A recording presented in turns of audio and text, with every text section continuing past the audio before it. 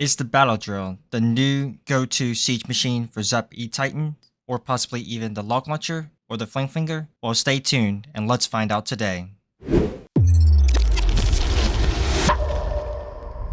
Alright, and we're back with the very first replay here. Now on this one's going to be Zap ET on a box base. However, this one doesn't have a good zap value to Flinger the Town Hall or zapping behind the Town Hall to Flinger the Town Hall. So in this case, we're gonna basically go on the opposite side just because there is good zap value and also easy warden walk right there. So we're gonna start off with basically the warden walk at 12 o'clock just to trim down some of these defenses. Basically, I think I want this mortar. And then as you can see, we zapped out the Warden, the Expo, and this Rage Tower is quite on some health. So nonetheless, that is okay. We just basically wanted that right side. That way it basically sets and narrows down that funnel for us. So like I said, we're basically going to Warden Walk for this mortar up here. And then we're going to start sending our smash into the base from this top multi side. So here we go. Without further ado, we are going to send the Titan Smash basically right into a Tesla farm and Skelly Chats, which is really good for us just because we got ETs tanking for us. And the good thing about this I noticed was the wall breaking. So yeah, you can see we're already wall breaking double layer break into the multi. And now from this sweeper, we can basically jump into this compartment and get us access into the Town Hall backend. So another good thing about this is the 12 o'clock and the 9 o'clock side both had easy warden walk value and king value. So that's basically why I decided to go the opposite side. And here's the good new thing I've been playing around with is the battle drill. Since siege break wasn't necessarily needed for the king, since with that jump you can basically reach the scatter and basically that air hero. So here, as you can see, I'm using that drill to basically tank for this RC. As you can see, they both do the same damage as the Diggy does. So here's the drill. It's going to basically do some tanking and, probably stun the defenses as the RC Diggy would as well. So nonetheless, this drill is still going as it did stun the Expo for me to keep this RC alive. I'm going to basically tank this back end defenses with that Hog. And as you can see, this battle drill is still alive. And another good thing about this battle drill is that it also opens walls for me for my troops to go left or right for cleanup. So that's another good thing about this battle drill usage, is that it also opens walls for any troops to go back up and circle back for cleanup. So nonetheless, it did end up in a triple with the battle drill. So let's jump into our very next replay. Alright, so we are back with the second replay. Here is a common box base that is set up with a very nice Town Hall compartment. Maybe that back end poison isn't that common, but however, we're still going to go with it. So nonetheless, the zap value wise, it's really both ways you could do it, but with the Flinger, this is a kind of a new style Flinger approach to other than flingering the Town Hall. So as you can see, I'm starting to want to walk at that top side, doing a test loon, and here we go. We already pulled all the red bombs, so that was a little nice tricky bait there. But however, we are going to basically zap this top Expo and this Rage Tower, but we are not going to activate the Town Hall here. So the main goal of this Flinger is to basically trim down these defenses, get this multi-wizard tower and cannon. And I'm basically going to send my smash towards the scatter shot right here and take the jump over this bomb tower right here. That way I can get the Town Hall with the smash and the Flinger clears the multi. That way my smash wouldn't have to go up to the multi, whereas they can just go towards this back end bomb tower. So we're going to just speed this up a little bit just so we can see how this Flinger is going to path to the Town Hall. Like I said, I did want the smash to go into this RC scatter and then this Flinger to basically trim down these defenses towards that Warden and that multi. So again, the wall breaker was a little unfortunate with the first one didn't go in. So now that the Ice Golem is not going to go in with the smash. However, it is okay as we are going into the base already. We did find a NATO. We are dealing with the damage CC.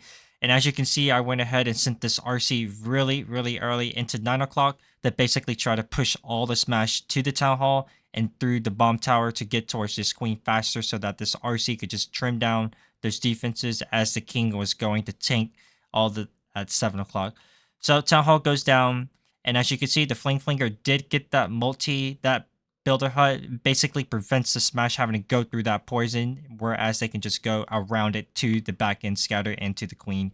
So again, a little different way of using the flinger. Instead of having to get the town hall, I was just zapping just what, 2 buildings, that expo and that rage tower, just to set that funnel up for my flinger and to narrow down the smash through the town hall and through to the back end of the queen.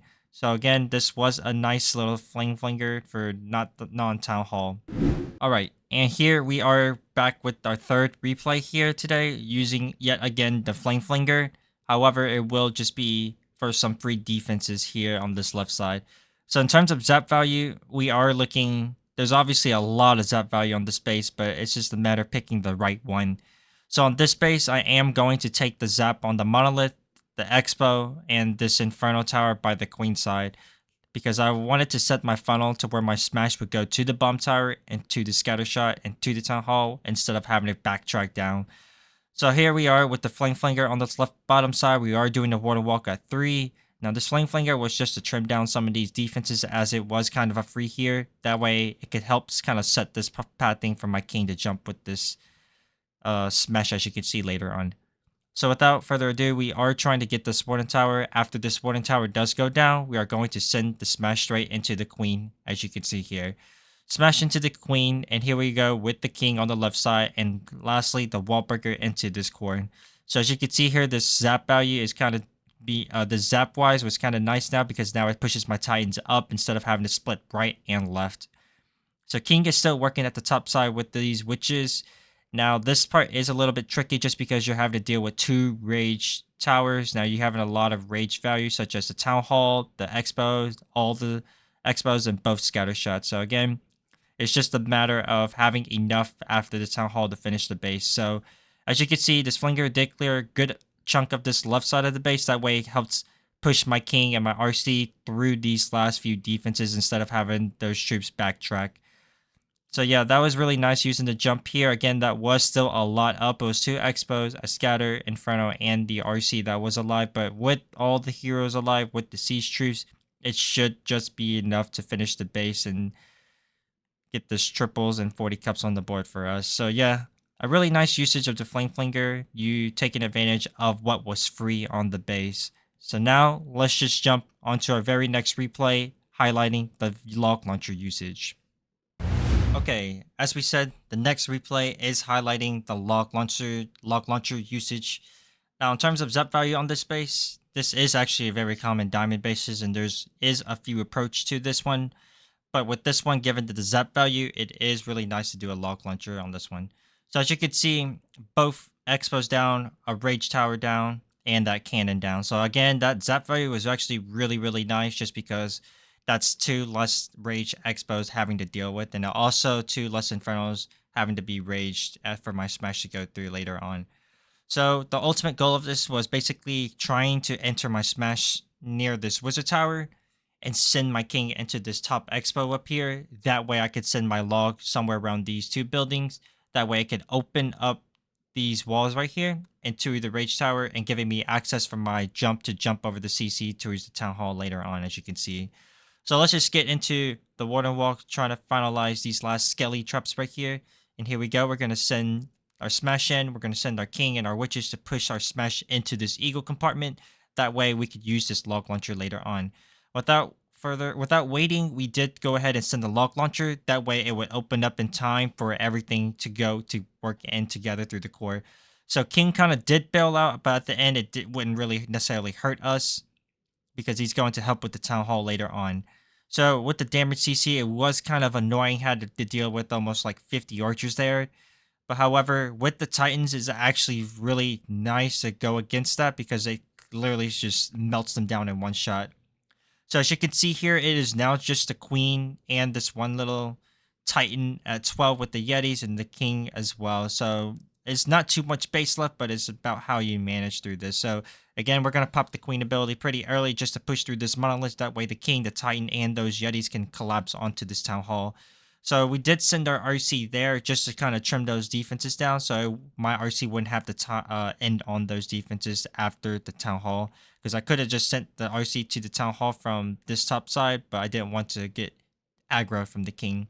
So instead, I let everything kind of collapse onto this town hall, as it kind of did work because the Dicky stun did help my queen to actually shoot the town hall with the king, and then the RC, all the heroes were shooting it together. So again, swagging the RC ability here, yet for the triple on this diamond base with the log launcher.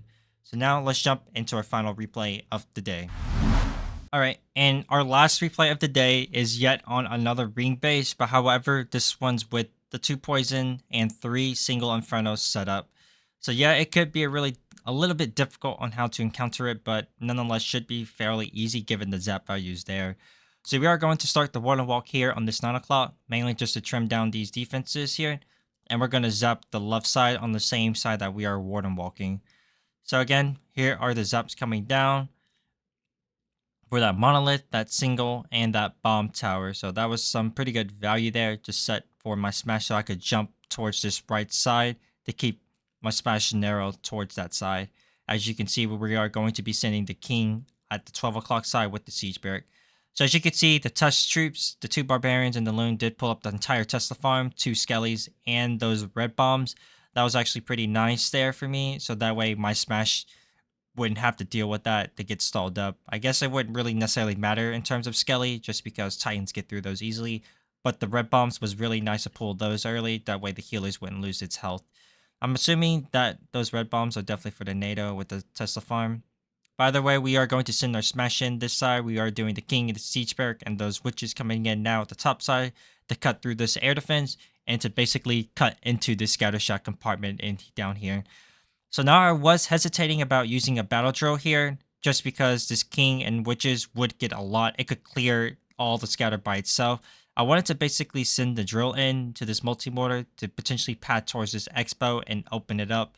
But the only thing I was worried about was the heroes, but I guess it wouldn't necessarily matter as long as the siege actually gets to the expo and open those walls for me for my king to go in later on.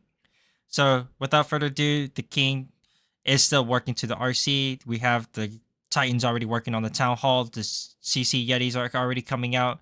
Here we have the Titans under Rage, the last Rage, to deal with the King and that Queen. It was nice to have the Queen and the healers outside of this Giga Poison to basically help kill this King and the Queen sooner.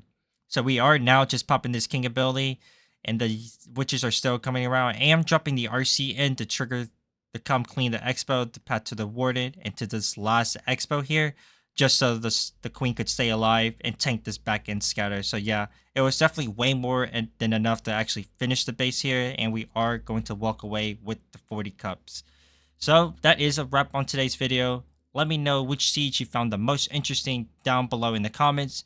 And if you like this video, make sure you guys give it a thumbs up and subscribe to see more videos just like this. But until then guys, I'll catch you all in the very next one. Ghost out.